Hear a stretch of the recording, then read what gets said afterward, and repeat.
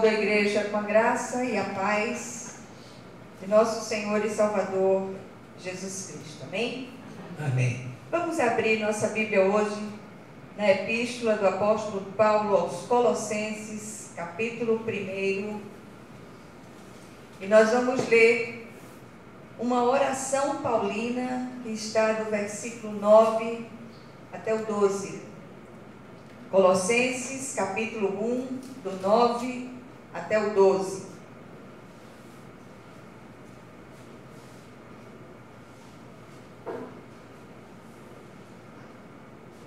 Todos acharam? Amém. Amém.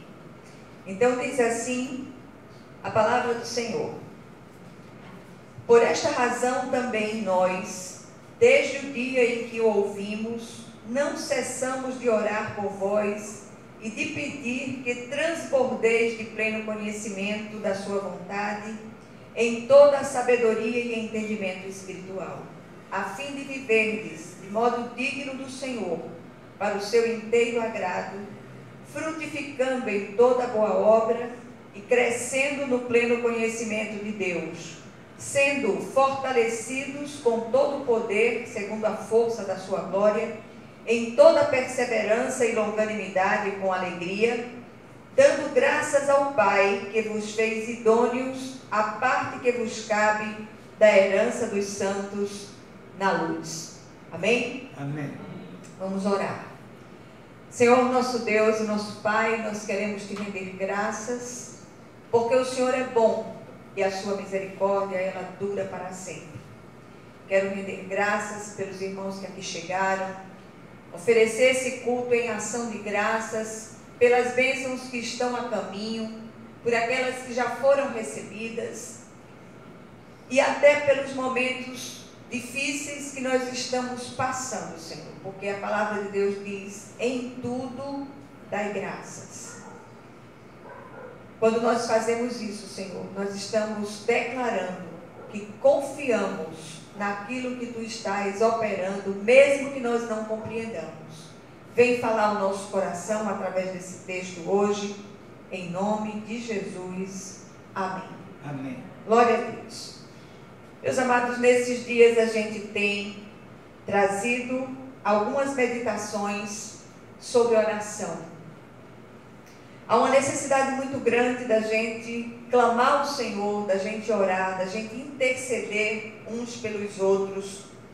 E essa oração paulina me chamou a atenção de um modo especial. A carta aos Colossenses, a carta aos Filipenses, a carta aos Efésios são chamadas de cartas da prisão. Momentos extremamente difíceis pelos quais passava o apóstolo Paulo. E todas as orações contidas nessas cartas, o que chama atenção nelas é que ele não pede por coisas pessoais. E eu quero chamar a atenção que não há nada de errado em a gente pedir por coisas pessoais. Nós estamos passando por tantos momentos difíceis. E essa carta, especialmente, como escrita aos Efésios, é chamada de carta circular. Não foi uma carta que foi enviada a uma igreja especificamente. Essa carta ou essas cartas foram enviadas a todas as igrejas da Ásia Menor. E haviam muitos copistas que copiavam as cartas manualmente, claro, não tinha xerox naquela época, e eles enviavam para todas as igrejas da Ásia Menor. E essas orações eram feitas não para pedir coisas pessoais, relacionais, problemas financeiros, saúde, dificuldades de um modo geral, mas eram cartas que pediam fortalecimento para aqueles irmãos. E como nós estamos necessitados de retomar essas orações. Eu ouvi outro dia uma frase muito interessante que dizia mais ou menos assim, que quando o Senhor, Ele não faz cessar as tempestades, Ele prepara o marinheiro para enfrentá-las. E parece-me que nesses dias, o Senhor tem procurado preparar os marinheiros, os navegantes, para as dificuldades das tempestades que nós temos enfrentado. Eu acredito que muitos de nós, agora há pouco eu estava ouvindo um relato de uma irmã querida, dando conta de uma história muito triste, muito dramática, de uma determinada família. Ontem nós fomos surpreendidos com um irmão de uma outra comunidade, passando por um momento dramático. Esse irmão quase surtou, tentou se ferir com a faca, e eu fiquei muito tempo com aquela irmã, aquela esposa, falando no telefone, conversando com ela e tal, acalmando para que ela fosse procurar uma ajuda também profissional, porque uma das coisas mais difíceis em nosso meio é as pessoas entenderem que elas precisam de médico, elas precisam de psiquiatra, elas precisam de psicólogo muitas vezes, porque nem tudo é espiritual. E graças a Deus, hoje, aquele irmãozinho foi levado para uma profissional que já vem acompanhando, mas só ia ter consulta lá no final da semana, mas atendeu ele hoje, e ele hoje já estava melhor. Difícil enfrentar as dificuldades que tem se apresentado para nós nos últimos tempos. Então é interessante observar que nessas cartas, Paulo pede preventivamente que nós sejamos fortalecidos no Senhor. Amém? Amém. Então, um simples levantar as mãos na igreja, numa atitude de entrega da vida ao Senhor, não faz de nós cristãos genuínos. Essa atitude é só o primeiro passo. Precisamos nos manter firmes em nossa caminhada, andando e vivendo de modo digno da vocação a que fomos chamados. Tem uma frase de John Piper que eu gosto muito de citar, e ele diz o seguinte: crentes fracos não suportarão as dificuldades dos últimos tempos. Olha que coisa interessante. O que significa viver de modo digno do Senhor? Será que Jesus tinha em mente que nós deveríamos ficar isolados, enclausurados, no mosteiro, quem sabe? Eu acho que a própria vida e ministério de Jesus responde essa pergunta.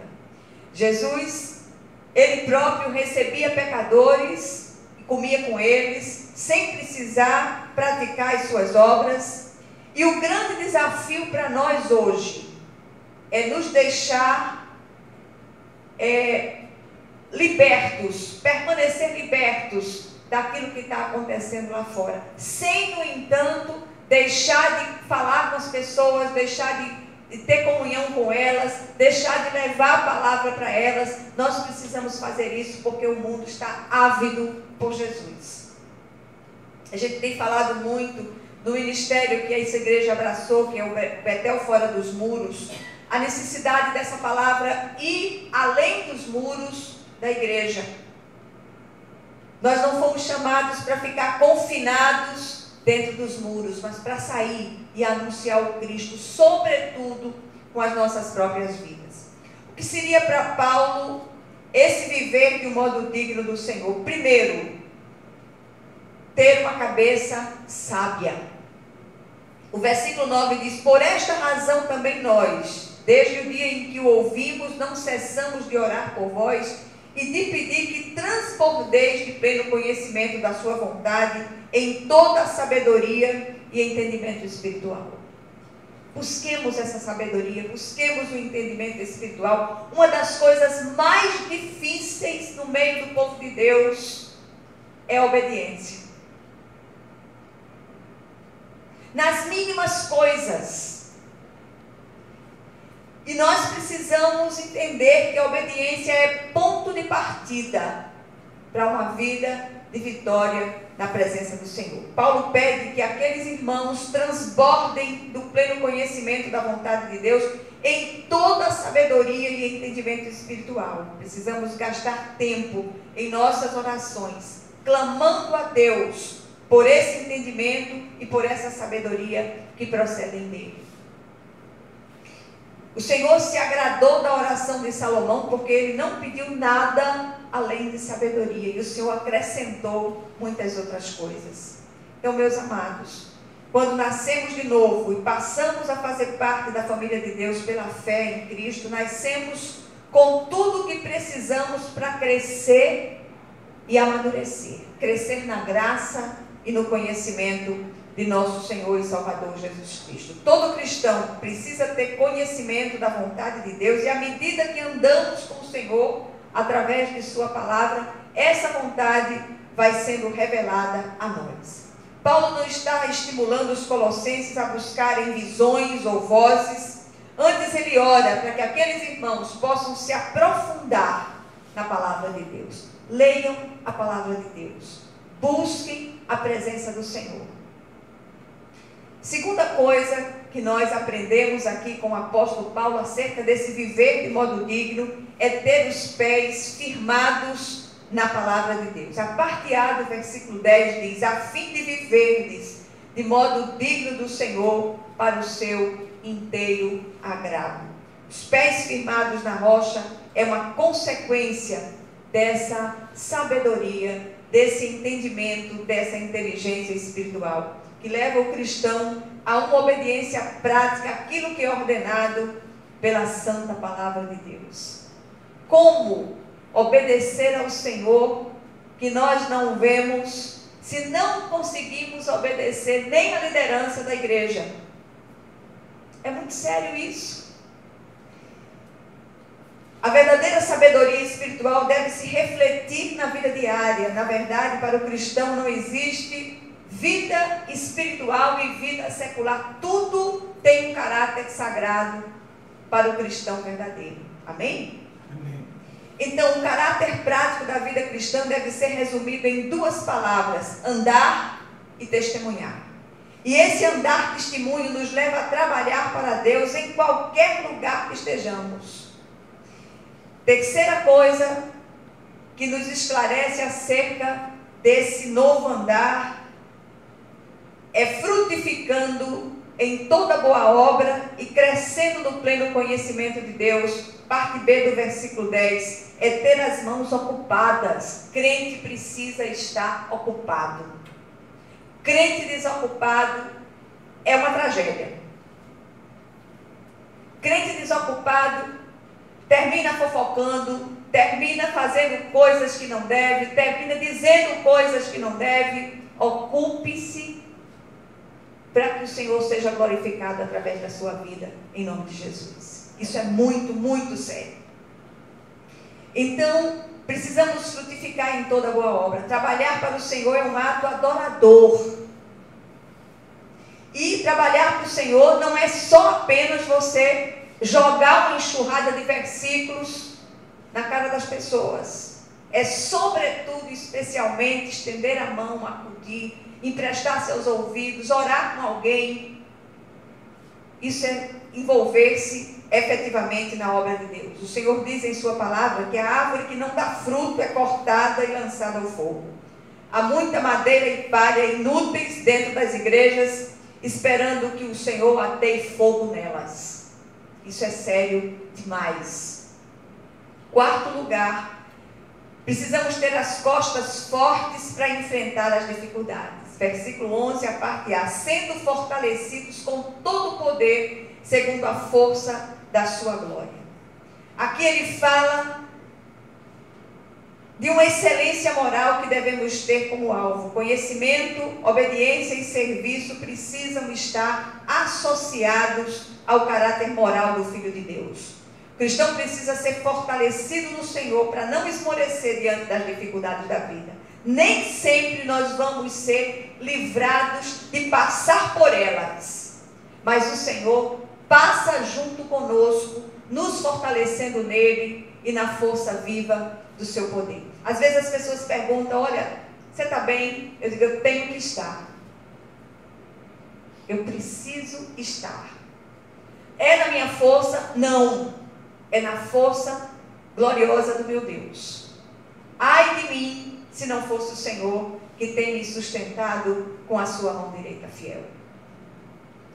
As demandas são muitas, as dificuldades são muitas, mas a gente tem visto a glória de Deus em cada uma delas. Em quinto e último lugar, precisamos ter o rosto alegre ser perseverante, longânimo e grato a Deus. Como tem faltado gratidão no meio do povo do Senhor. Parte B do versículo 11, versículo 12 diz: em toda perseverança e longanimidade com alegria, dando graças ao Pai que vos fez idôneos à parte que vos cabe da herança dos santos na luz. Amém? Amém. Então, alegria é negócio sério no céu. Nunca se viu tanto crente triste. Tem uma teologia que tem sido pregada nos últimos tempos, que tem sido muito pior do que o ateísmo. É a teologia da prosperidade. Que diz que crente não passa por dificuldades, que crente não adoece, que crente não passa por dificuldade financeira. Quem disse que não passa? Paulo era um homem doente. Ele possuía uma oftalmia crônica, os olhos de Paulo ramelavam dia e noite. Os últimos escritos dele já foram escritos por outra pessoa, ele ditava e outra pessoa escrevia. Timóteo tinha enfermidades no estômago. E muitos outros servos de Deus passaram por momentos dramáticos. Não teve um discípulo de Jesus que não tivesse enfrentado uma dificuldade. A maioria dos apóstolos foi martirizada, com exceção de João. Todos morreram de forma trágica. Bartolomeu, que era um dos apóstolos de Jesus, o couro dele foi tirado com ele vivo. E o Senhor não livrou aqueles servos de passarem por aquela dificuldade, mas passou com eles. Estevão, primeiro mártir da igreja, foi apedrejado até a morte, ficando as roupas dele aos pés do apóstolo Paulo, que foi um dos julgadores daquele apóstolo, daquele servo de Deus.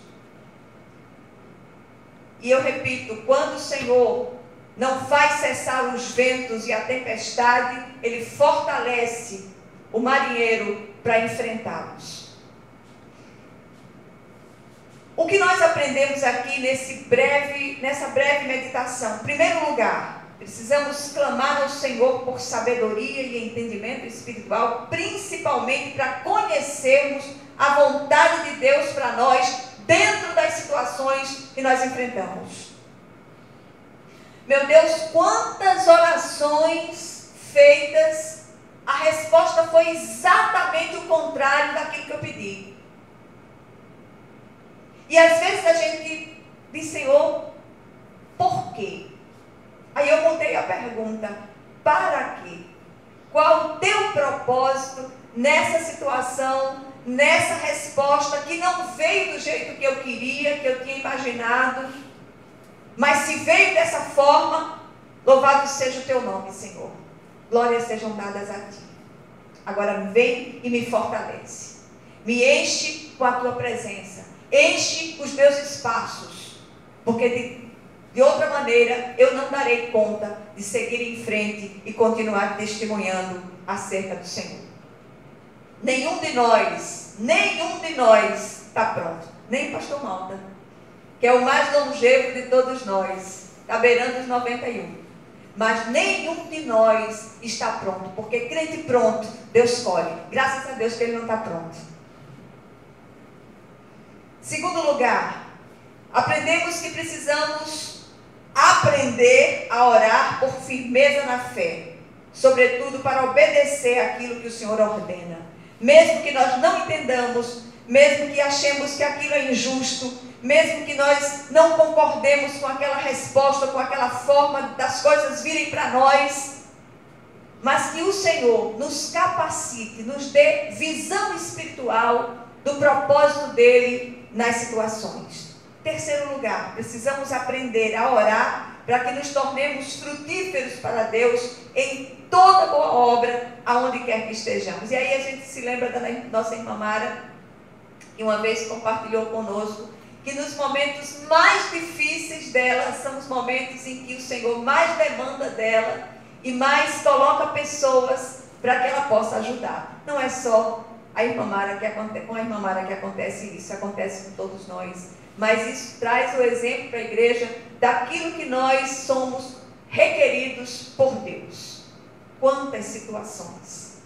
Às vezes, teve um dia nessa semana, eu estava contando aqui no domingo passado, teve um dia que eu estava com vontade de me acocorar num cantinho lá, procurando a caverna de Elias, que eu não achei. Eu acho que se todo mundo achasse, já tinha virado um condomínio, a caverna de Elias. Todo mundo correndo para se esconder lá. Mas a vontade nesse dia era de chorar e de me ficar acocoradinha ali, somente com nem o olho de fora. E naquele dia, foi um dia que uma irmã ligou para mim, num desespero tão grande.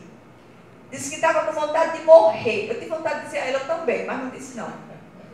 E aí, ela numa agonia tão grande de alma, e aí a gente foi orar e a gente foi clamar. Quando eu terminei aquele momento de ministração, eu tinha melhorado. Olha que coisa interessante. É assim que papai faz com a gente. Então, precisamos nos fortalecer para não esmorecer diante das dificuldades e das inclinações da nossa carne. Em quinto e último lugar, precisamos orar incessantemente para ter o rosto alegre, para ter a perseverança e a longanimidade e treinar gratidão. Treinemos gratidão, sempre. E ao Senhor toda a honra e toda a glória. Que Ele possa aplicar essa porção da palavra aos seus corações em nome de Jesus. Amém?